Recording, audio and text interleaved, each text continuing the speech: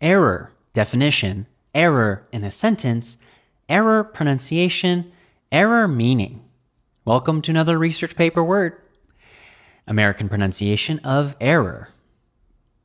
Error. Error. Error.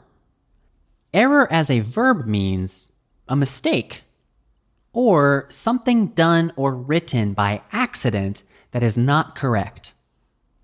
Common usages in academic writing: a spelling error, a computational error, a human error, to make an error, to avoid errors.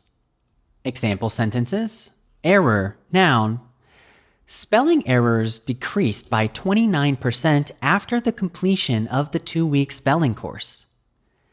Example sentence number 2. The crash was caused by human error and may have been prevented entirely had they used self-driving cars in their test. Example sentence number 3. An error in accounting led to this figure appearing in the profit column.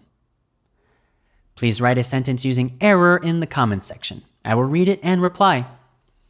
Now you know errors pronunciation, errors meaning, and how to use error in a sentence.